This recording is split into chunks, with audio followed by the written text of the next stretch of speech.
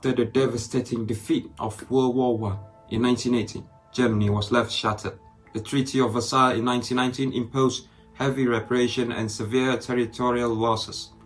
Hunger, poverty, and political instability haunted the street. The Weimar Republic struggled to govern a broken nation. Amidst the chaos, a former soldier named Adolf Hitler emerged.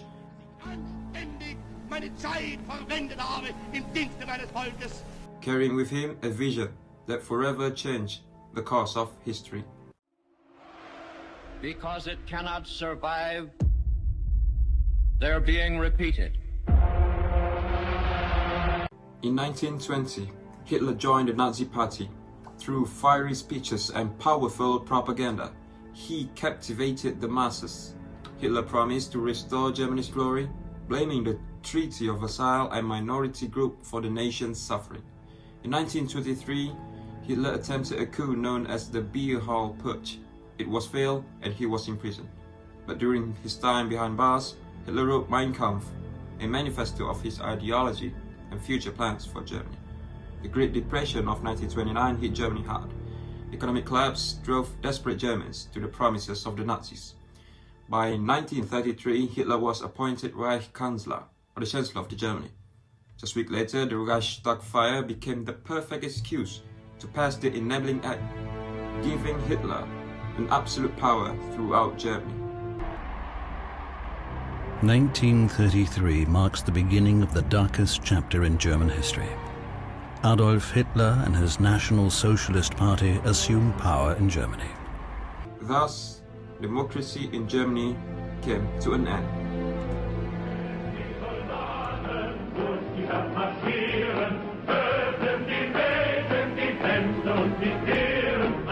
With power secured, Hitler began purging threat within his own rank. The Nacht der Langen Messer, or the Night of the Long Knife in 1934, saw the elimination of his political rival and solidification of his control. When President Paul von Hindenburg died, Hitler declared himself Führer, the leader of the Third Reich. Under his command, Joseph Goebbels led intense propaganda campaigns. Heinrich Himmler expanded the Schutzstaffel, or the SS, and Hermann Göring oversaw the Luftwaffe. Meanwhile, Albert Speer über das deutsche Volk gebracht transformed Germany's architecture and war production, symbolizing the might of the Reich.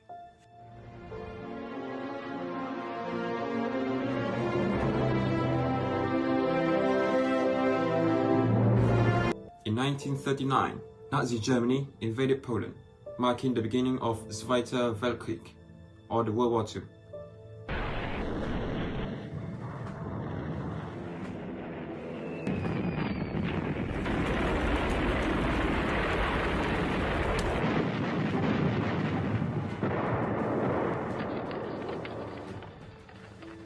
Using blitzkrieg tactic, Hitler's forces swept across Europe with devastating speed. But by 1943, the tide began to turn. The Soviet Union victory at Stalingrad, marking a major defeat for the Nazis. By 1944, Allied forces stormed the beaches of Normandy on D-Day, thus pushing back the German army. As Berlin crumbled under Soviet assault on 1945, Hitler retreated into his bunker. On April 30th, he took his own life, refusing to surrender. A week later, Germany capitulated. The Third Reich had thus fallen. The rise and fall of Nazi Germany left scars that still echo in history. War crimes were exposed during the Nuremberg trials, and the world was forced to confront the horror of unchecked power and blind obedience. Today, Germany's stand is a reminder of how easily hope can turn to horror when power is left unchallenged.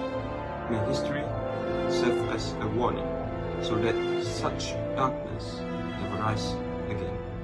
Thank you. Assalamualaikum warahmatullahi wabarakatuh. So my name is Muhammad Syamil bin Suhaimi, 2322467.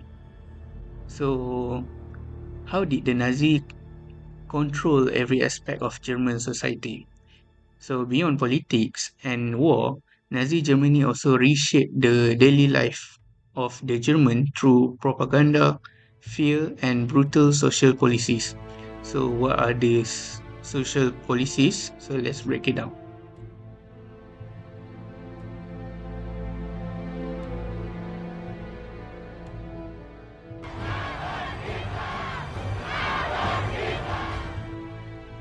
So the first one is Nazis. They bombarded the Germans with propaganda. Joseph Goebbels' ministry, they controlled newspaper, radio, and films, portraying the Hitler as a godlike leader and the Jews as the enemies. Mass rallies like Nuremberg created a cult of unity and terror. So the children were also the prime targets of this propaganda because the school taught Nazi racism, while the Hitler Youth and League of German Girls, they trained kids for loyalty and war, preparing the kids for war since the early age. And the Jewish students, they were expelled, and this is actually an early step towards the Holocaust. And as for the women, they were told that their duty is to bear Aryan children. The Nazis even awarded medal for a large family and even ran the secret Lebensborn program to breed quote-unquote pure babies. And the working women were also ridiculed and shamed. And the 1935 Nuremberg laws, they stripped Jews of citizenship and banned intermarriage. And by 1938, we saw Kristallnacht or the pogrom, where they burned and 30,000 Jewish men were arrested. This was just the beginning of this racial persecution. So the Nazis, they also censored everything. They burned un-German book. They banned jazz, and they mocked the modern art. And in just years, the Nazis twisted society into a tool for their ideology, using schools, media, and terror to control minds. Their policies didn't just enable war, but they made genocide possible. So, what happened when the government controls every part of life? So, this is what we can conclude from the Nazi propaganda.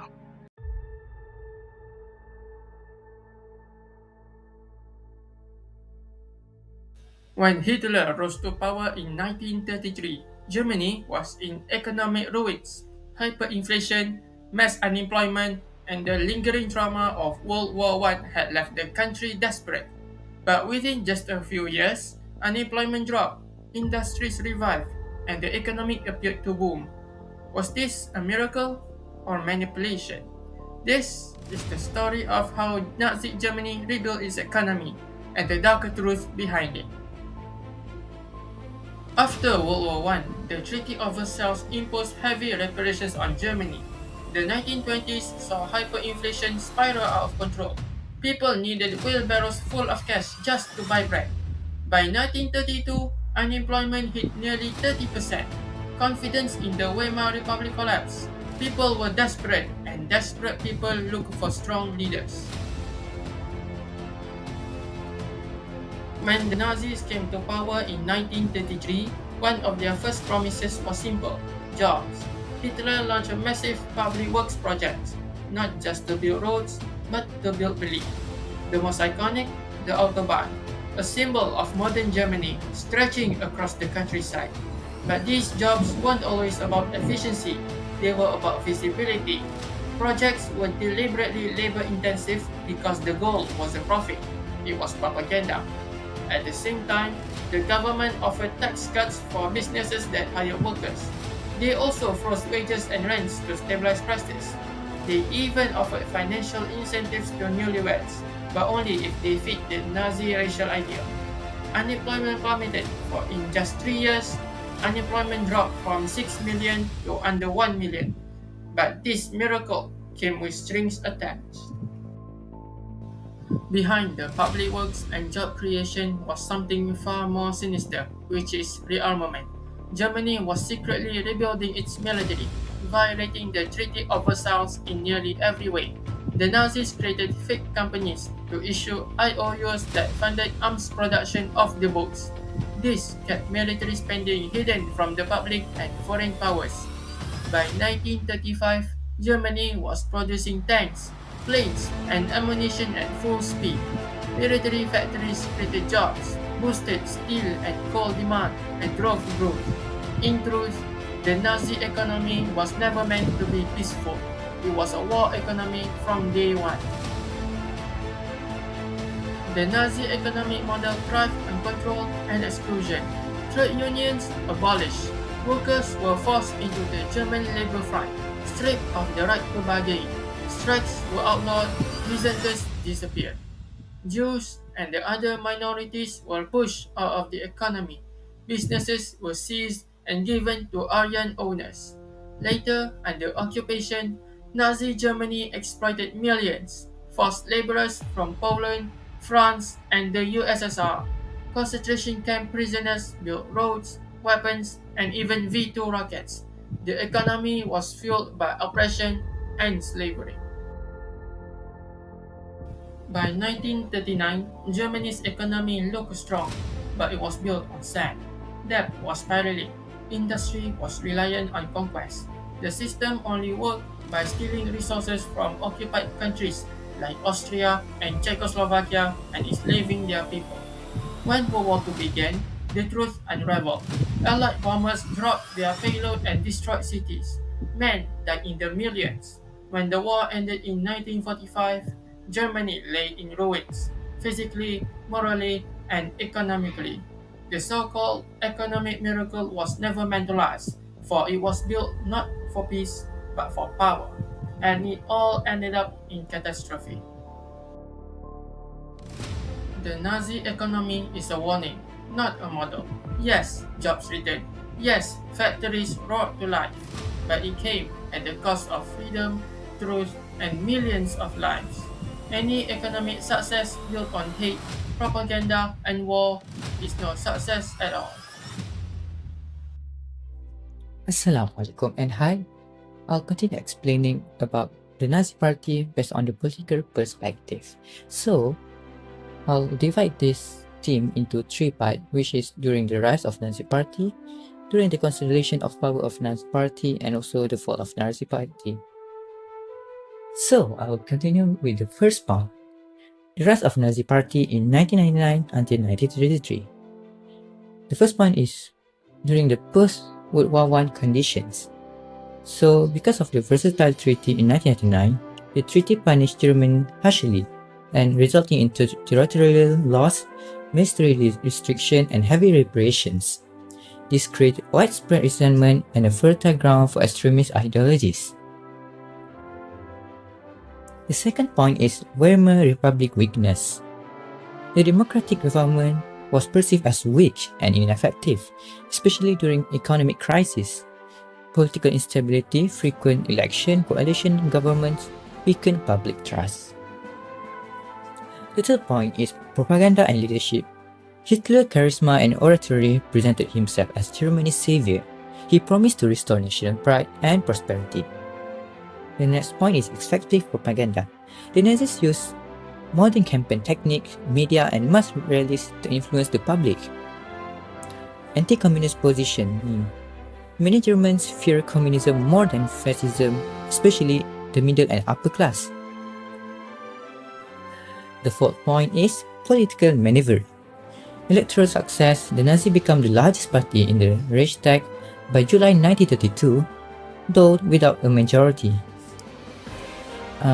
Conservative elites like President Hindenburg and Franz von Papen underestimated Hitler and appointed him as Chancellor in January 1933, thinking they could control him.